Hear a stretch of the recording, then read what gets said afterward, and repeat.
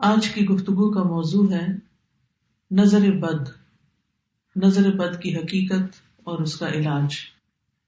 سب سے پہلی بات تو یہ ہے کہ ہمارے دین نے جو ہمیں تعلیم دی ہے اس کی روشنی میں نظر لگ جاتی ہے، نظر کا لگنا برحق ہے۔ نبی صلی اللہ علیہ وسلم نے فرمایا العین حق، نظر لگنا حق ہے، برحق ہے، یعنی ایک ایسی حقیقت ہے جو ثابت شدہ ہے، یعنی نظر کے اثرات ہوتے ہیں اور اس میں کوئی شک کی بات نہیں یا اس کا انکار نہیں کیا جا سکتا۔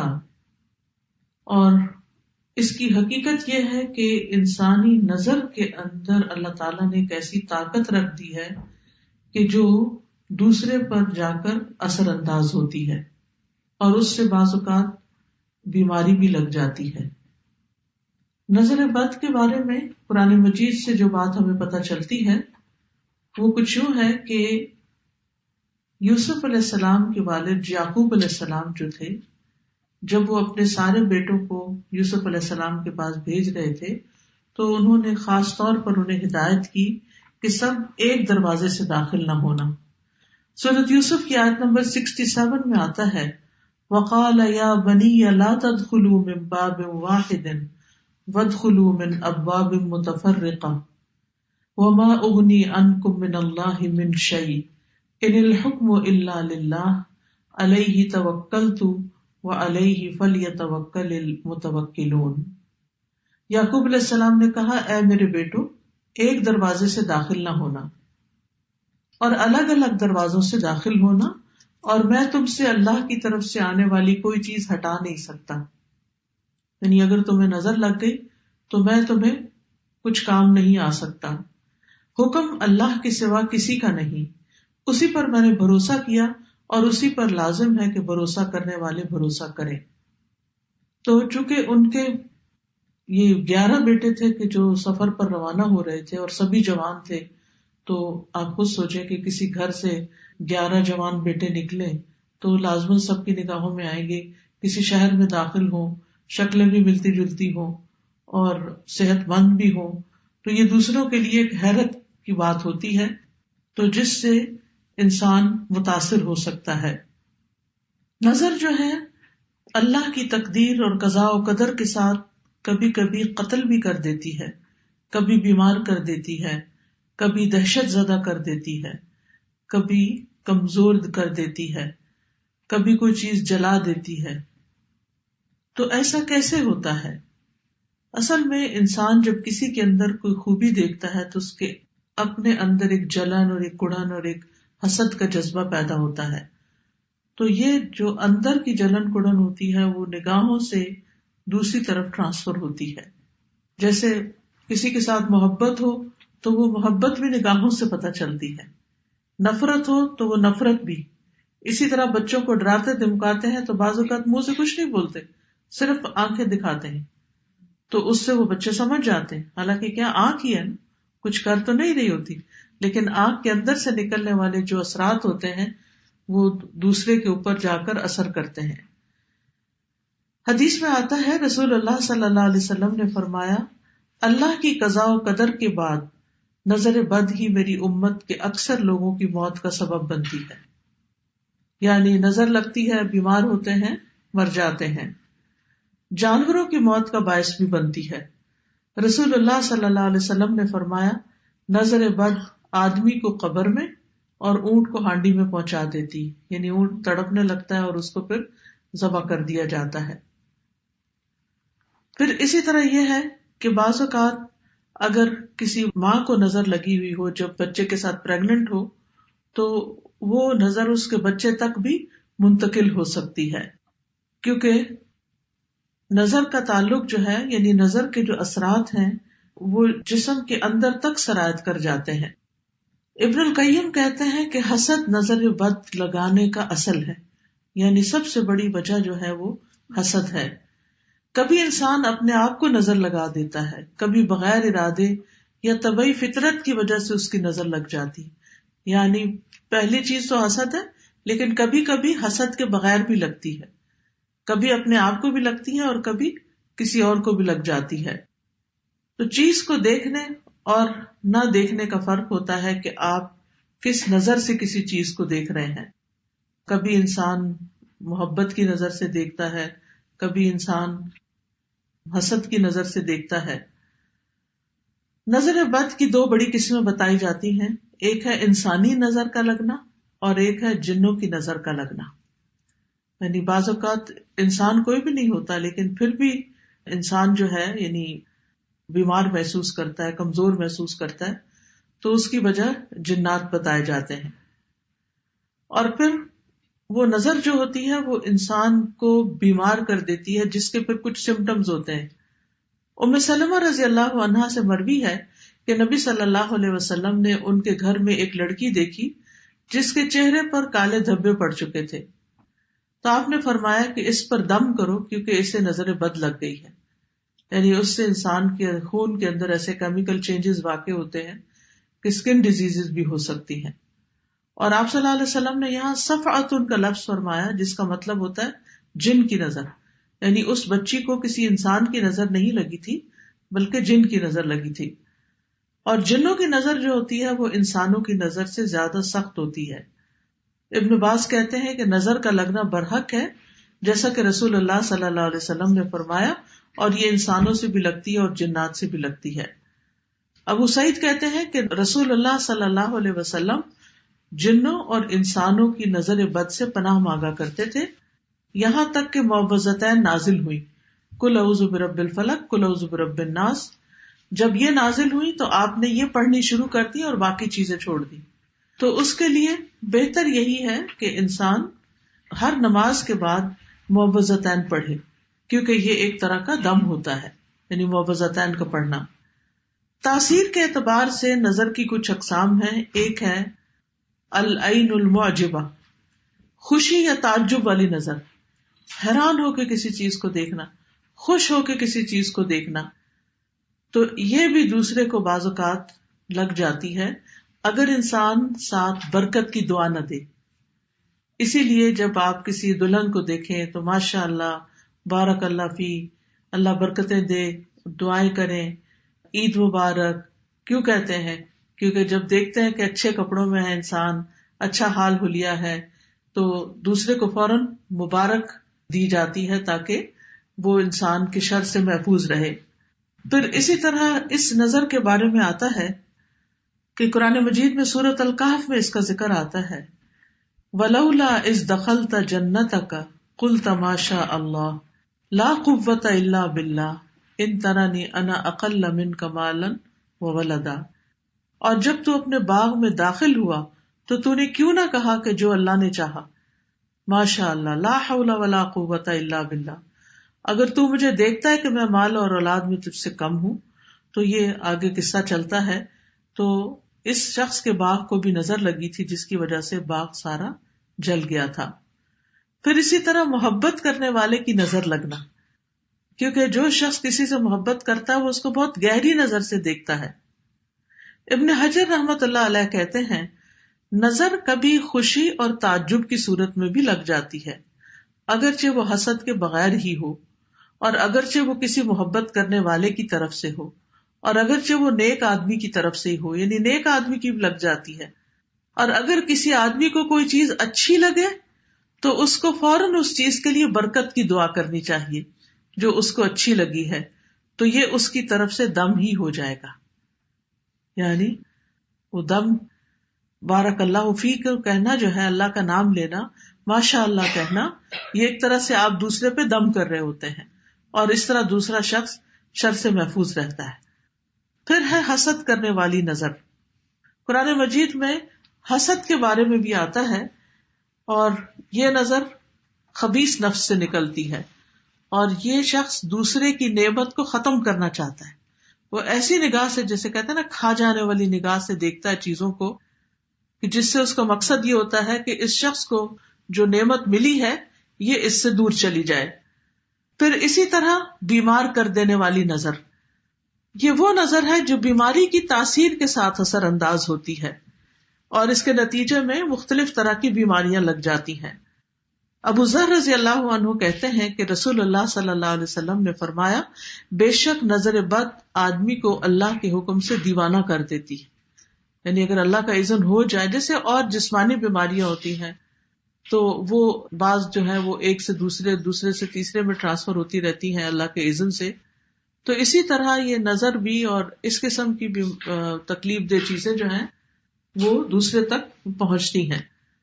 جی، پھر ہے عضو کو بیکار کر دینے والی، معطل کر دینے والی نظر، العین المعطلہ، یعنی دوسرے کا کوئی حصہ جسم کا کام کرنا چھوڑ دیتا ہے، یعنی جب نظر لگتی ہے اور بعض اوقات ہمیشہ کے لیے بیکار ہو جاتا ہے. پھر اسی طرح زہریلی یا آگ والی نظر ایک ہوتی ہے جو اتنی شدید ہوتی ہے کہ انسان مرنے پہ نوبت آ جاتی ہے. اسمعی کہتے ہیں کہ میں نے ایک آدمی کو دیکھا جس کی نظر بہت زیادہ لگتی تھی کہ اس نے کسی گائے کے متعلق سنا، اس کو اس کے دودھ کی دھار کا نکلنا اچھا لگا. اس نے کہا ان میں سے کون سی گائے ہے؟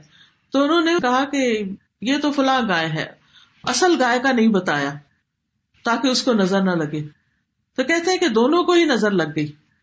تو اسمعی کہتے ہیں جب میں کوئی ایسی چیز دیکھتا ہوں جو مجھے اچھی لگتی ہے تو میں محسوس کرتا ہوں کہ میری آنکھوں سے ایک تپش اور ایک حرارت سے نکلی، یعنی میری آنکھ گرم ہو گئی. تو اس لیے اگر کبھی یہ محسوس ہو تو ساتھ ہی دوسرے کے لیے ماشاء اللہ، بارک اللہ، اس طرح کے لفظ جو ہیں، اور اردو میں بھی جیسے وہ دعا دے سکتے ہیں کہ اللہ تعالیٰ برکت دے، اللہ تعالیٰ ہر نظر سے بچائے، ہر شر سے بچائے، تاکہ دوسرا شخص جو ہے وہ اس تکلیف سے محفوظ رہے. تو نظر بد کی کچھ وجوہات ہوتی ہیں. سب سے پہلی بات یہ یاد رکھنی چاہیے نظر کے سلسلے میں کہ جو کچھ ہوتا ہے اللہ کے حکم سے ہوتا ہے، اللہ کے اذن سے ہوتا ہے. قرآن مجید میں آتا ہے ما اصاب من مصیبت الا باذن اللہ ومن یؤمن باللہ یہد قلبہ واللہ بکل شیء علیم. جو مصیبت بھی آتی ہے وہ اللہ کے اذن سے آتی ہے، اور جو شخص اللہ پر ایمان لائے تو اللہ اس کے دل کو ہدایت بخش دیتا ہے، اور اللہ ہر چیز کو جاننے والا ہے. یعنی اگر انسان یہ بات سمجھ جائے کہ کوئی بھی تکلیف کسی بھی طرف سے جو پہنچی ہے مجھے، یہ اللہ کے حکم سے، تو کیا مطلب ہے اللہ کے حکم سے؟ اللہ تعالیٰ کا حکم کیوں ہو جاتا ہے کہ کسی کو تکلیف پہنچے؟ تو اس سے بھی انسان کو دراصل کچھ سکھانا مطلوب ہوتا ہے. اب دیکھیے کہ سونا اس وقت تک چمکتا نہیں، خالص نہیں ہوتا جب تک اس کو آگ پہ تپایا نہیں جاتا. کھانا اس وقت تک پکتا نہیں اور اچھا نہیں پکتا جب تک اس کو آگ پہ چڑھایا نہیں جاتا. اسی طرح انسان بھی اس وقت تک میچور نہیں ہوتا، سمجھدار نہیں ہوتا جب تک کہ وہ مختلف طرح کے مسائل سے، مختلف طرح کی تکلیف دی چیزوں سے، پریشانیوں سے گزرتا نہیں. بہت سے حالات اور بہت سے واقعات ایسے ہوتے ہیں کہ جو انسان کو بہت میچور کر دیتے ہیں. آپ دیکھیں کہ وہ بچے جو بچپن میں بہت سے مسائل سے گزرتے ہیں، بڑے ہو کر بڑے بڑے مسئلے ان کو کچھ مسئلہ نظر نہیں آتے، لیکن جو بچے بچپن میں پیمپرڈ ہوتے ہیں، پروٹیکٹڈ پلتے ہیں، بہت لاڈ پیار سے پلتے ہیں، بڑے ہو کر انہیں چھوٹی سی چیز بھی بہت زیادہ تکلیف دیتی ہے. آپ دیکھیے کہ ہمارے بچے، ہم جن کو ہر وقت کبھی موزے پہناتے ہیں، کبھی ان کا سر ڈھانکتے ہیں، کبھی ان کو ایک چیز میں لپیٹتے ہیں، کبھی دوسری میں، انہیں کو ٹھنڈ زیادہ لگتی. لیکن جو غریبوں کے بچے ہوتے ہیں جن کے پاس پورا کپڑا بھی نہیں ہوتا، وہ گلی بازار میں سردی کے موسم میں، گرمی کے موسم میں ننگے پاؤں پھر رہے ہوتے ہیں اور ان کو پرواہ بھی نہیں ہوتی. تو یؤمن باللہ یہدی قلبہ کا مطلب کیا ہے؟ عبداللہ بن مسعود اس بارے میں کہتے ہیں کہ یہ وہ شخص ہے کہ اگر اس پر کوئی مصیبت آ پڑے تو وہ اس پر بھی راضی رہتا ہے، بلکہ سمجھتا ہے یہ اللہ ہی کی طرف سے ہے. پھر اسی طرح سورۃ التوبہ سے یہ پتہ چلتا ہے کہ ہر بیماری، تکلیف کا آنا تقدیر کا حصہ ہے. قل لن یصیبنا الا ما کتب اللہ لنا، کہہ دیجئے ہمیں کوئی نقصان ہرگز نہیں پہنچے گا مگر جو اللہ نے ہمارے لیے لکھ دیا. یعنی کسی کی نظر ہمیں نہیں لگ سکتی سوائے اس کے کہ اللہ نے ہمارے لیے لکھ دی کہ وہ لگے. تو پھر اگر کوئی تکلیف لکھی ہوئی ہے تو وہ پہنچ کر رہے گی، اور اس میں بھی کوئی حکمت ہے. ابن عباس کہتے ہیں کہ نظر کا لگنا برحق ہے، اگر کوئی چیز تقدیر پر غالب ہو سکتی تو وہ نظر بد ہے. پھر آپ دیکھیے کہ جیسے سردی آتی تو سردی لگ جاتی ہے، گرمی آتی تو گرمی لگ جاتی ہے، ایسے ہی نظر آتی ہے تو نظر لگ جاتی ہے. تو سردی گرمی کے بچاؤ کے لیے ہم اس طرح کا لباس پہنتے ہیں، اس طرح کا انتظام کرتے ہیں، ہیٹنگ اور کولنگ کا انتظام کرتے ہیں تاکہ ہم اس کے برے اثرات سے بچے رہیں. تو بالکل اسی طرح انسان کو ذکر اذکار، دعائیں اور تلاوت کا کثرت سے اہتمام کرنا چاہیے تاکہ نظر بد سے پروٹیکشن رہے، کیونکہ نظر لگانے والے کا کبھی تو نشانہ لگ جاتا ہے، کبھی خطا ہو جاتا ہے، اور کبھی سامنے ایسا بیریئر آتا ہے کہ وہ نظر وہیں جل کے بھسم ہو جاتی ہے. لیکن اگر کوئی شخص پروٹیکٹڈ نہیں ہے، پروٹیکشن اس کی نہیں ہوتی اذکار وغیرہ کے ذریعے، تو پھر وہ اثرات اس کے اوپر آ جاتے ہیں. اسی لیے جو کارڈ آج آپ کو دیا گیا ہے اس میں ایسی دعائیں لکھی ہوئی ہیں کہ جن کو آپ پڑھ کر علاج کر سکتے ہیں اپنا. پھر اسی طرح یہ ہے کہ بعض اوقات امتحان ہوتا ہے، آزمائش ہوتی ہے انسان کی، یعنی انسان نے اذکار بھی پڑھے ہوتے ہیں لیکن پھر بھی اس کو نظر لگ جاتی، یعنی انسان کہتا ہے میں نے تو صبح شام کی دعائیں بھی پڑھی تھی، پھر میرے ساتھ ایسا کیوں ہو گیا؟ تو وہ اس لیے کہ انسان کا ایک امتحان ہوتا ہے. جیسے آپ اپنے سردی کے والے اچھے کپڑے بھی سب ہر چیز پہنے ہوئے ہوتے ہیں، اس کے باوجود آپ کو فلو ہو جاتا ہے یا کولڈ ہو جاتا ہے، کہیں نہ کہیں سے کبھی سانس کے ذریعے ٹھنڈ اندر چلی جاتی ہے، کبھی کسی اور ذریعے سے، تو اس کو رستہ مل ہی جاتا ہے اگر آپ کے حصے میں کوئی ایسا امتحان یا تکلیف لکھی ہوئی ہے. اب یہ ہے کہ پہچان کیسے ہو کہ نظر لگی ہوئی ہے، تو وہ کون سی علامات ہیں جس سے انسان شناخت کر سکتا ہے، ڈائگنوز کر سکتا ہے کہ یہ نظر ہے. کبھی ایسا ہوتا ہے کہ جس کو نظر بد لگتی ہے وہ اپنے خواب میں نظر لگانے والے کو دیکھتا ہے، یعنی وہ شخص خواب میں نظر آ جاتا ہے. کبھی ایسا ہوتا ہے کہ جس پر نظر ہوتی ہے اس کو کوئی غشی، غنودگی، ضرورت سے زیادہ نیند کا آنا، یہ شروع ہو جاتا ہے. کبھی وہ بے ہوشی کے عالم میں اس شخص کا نام لے لیتا ہے کہ فلاں نے نظر لگائی. پچھلے دنوں مجھے کسی نے بتایا کہ ان کے کوئی رشتے دار تھے تو اسی طرح وہ اچانک بیمار ہوئے اور بے ہوش ہو گئے، تو وہ بار بار ایک شخص کا نام لے کے اس کی نظر لگی ہے، اس کی نظر لگی ہے. ان کو یہ بات نہیں پتا تھی، لیکن جس وقت میں نے کلاس میں بتائی تو میرے پاس آئی کہ ایگزیکٹلی یہی چیز ہوئی تھی. تو بعض اوقات ایسا بھی ہوتا ہے کہ خواب میں، بعض اوقات بے ہوشی میں انسان کو پتہ چل جاتا ہے کہ یہ تکلیف کہاں سے آئی ہے.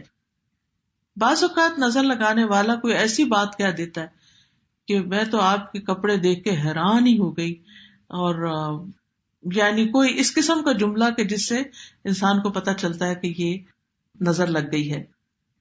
بعض اوقات کوئی ایسی بیماری آ جاتی ہے کہ جو اچانک ہوتی ہے.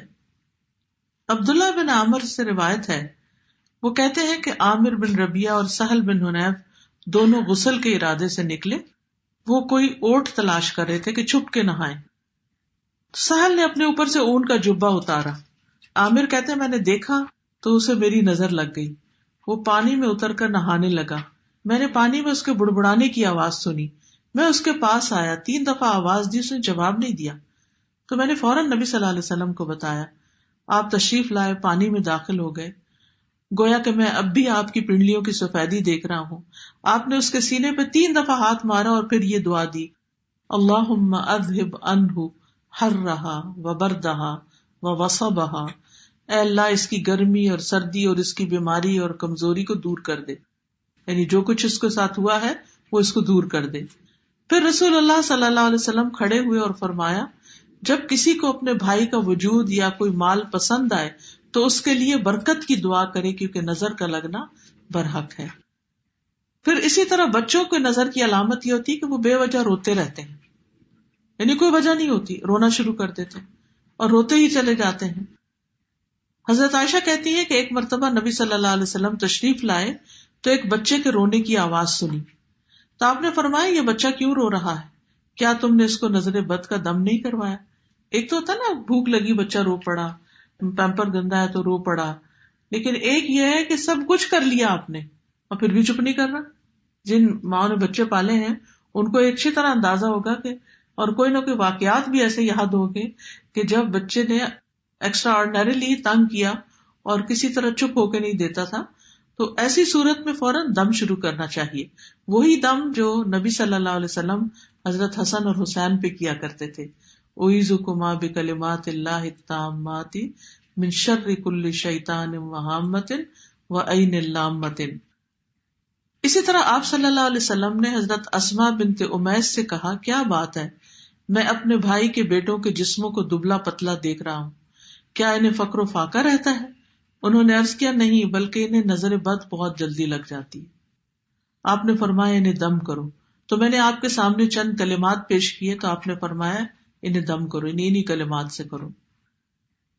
پھر اسی طرح آپ صلی اللہ علیہ وسلم نے یہ بھی فرمایا کہ نظر کا لگ جانا برحق ہے، اور یہ کبھی اوپر چڑھنے والے کو پھسلا دیتی ہے، جیسے سیڑھی سے ٹرپ ہو گئے، آپ اچھے بھلے اتر رہے تھے یا چڑھ رہے تھے، آپ کو پتہ ہی نہیں چلا اور ایک دم آپ نیچے آ گئے۔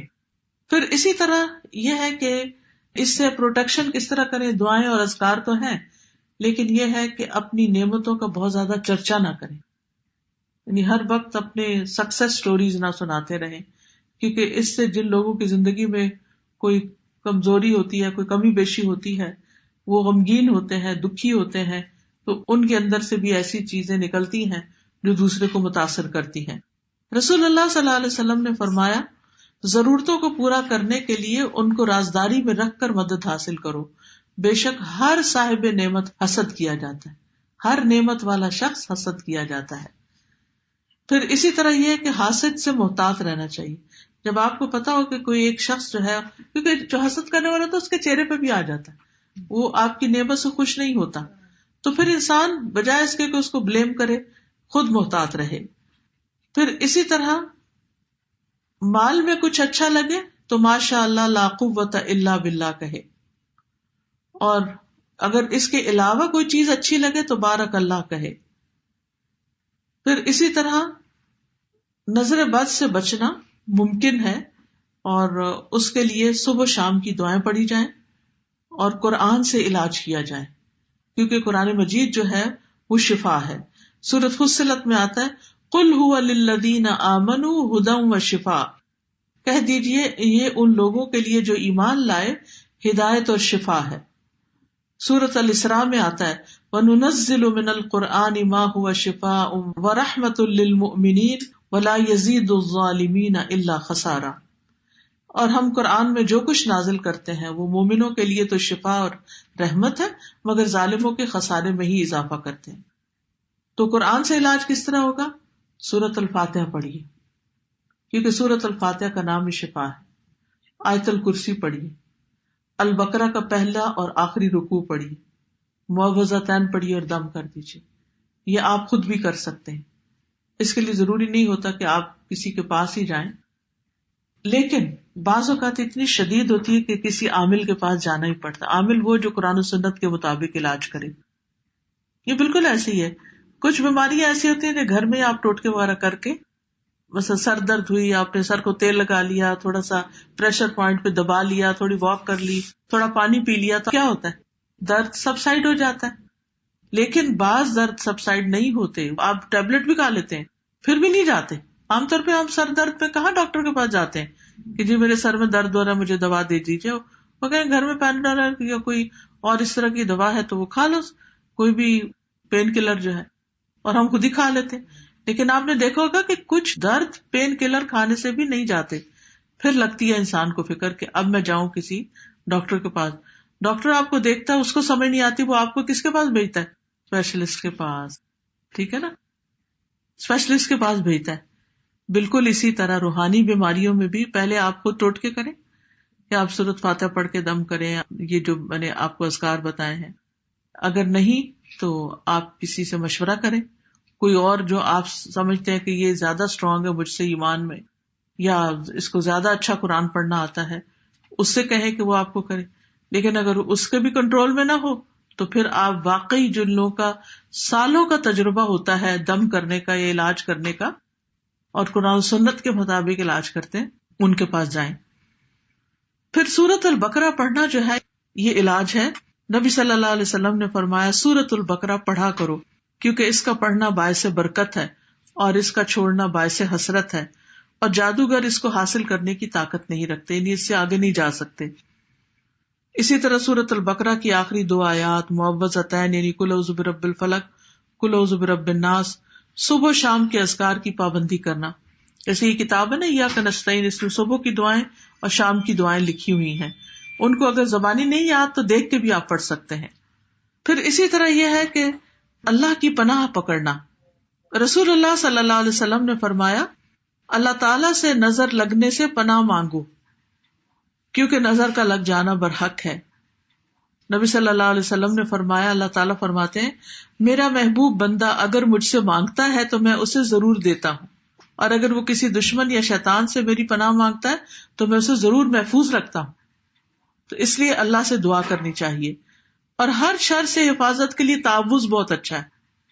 اللہم انی اعوذ بک من الشر کلہ عاجلہ وآجلہ ما علمت منہ وما لم اعلم. پھر ناگہانی آفت سے حفاظت کے لیے تعوذ پڑھنا. اللہم انی اعوذ بک من زوال نعمتک وتحول عافیتک وفجاءۃ نقمتک وجمیع سخطک. اے اللہ میں تیری پناہ چاہتا ہوں اس بات سے کہ تیری دی ہوئی کوئی نعمت مجھ سے چھن جائے، یا تیری عافیت پلٹ جائے، یا کوئی ناگہانی عذاب آ جائے، اور تیرے تمام غصے ناراضگیوں سے تیری پناہ چاہتا ہوں. کتنی خوبصورت دعائیں ہیں. پھر اسی طرح سخت مشقت، بری تقدیر اور بد نصیبی سے، دشمنوں کے خوش ہونے سے اللہ کی پناہ طلب کی جائے. اعوذ باللہ من جہد البلاء ودرک الشقاء وسوء القضاء وشماتۃ الاعداء. حضرت ابراہیم علیہ السلام اور نبی صلی اللہ علیہ وسلم دونوں اپنے بچوں کو یہ دم کرتے تھے اعوذکما بکلمات اللہ التامات من شر کل شیطان وہامۃ ومن کل عین لامۃ. پھر اسی طرح حضرت جبرائیل علیہ السلام بھی نبی صلی اللہ علیہ وسلم کو دم کرتے تھے. جب آپ بیمار ہوتے تو آتے اور دم کرتے بسم اللہ ارقیک من کل شیء یؤذیک من شر کل نفس او عین حاسد اللہ یشفیک.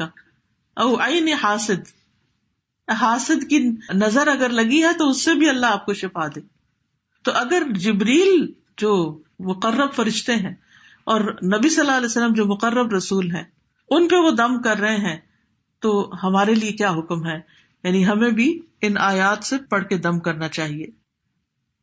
پھر اسی طرح یہ ہے کہ بیماری سے شفا کی جو دعائیں ہیں اس کا بھی ایک کارڈ بنا ہوا ہے، شفا کی ساری دعائیں اکٹھی کی گئی ہیں. ایاک نستعین میں بھی ہوگا. اگر کوئی شخص بیمار پڑ جاتا ہے اور صرف ایک دفعہ دم کرنے سے اس کا علاج نہیں ہوتا تو صبح شام پھر آیات شفا اس پر پڑھے. اور اس میں یہ دعا بھی ہے اسأل اللہ العظیم رب العرش العظیم ان یشفی.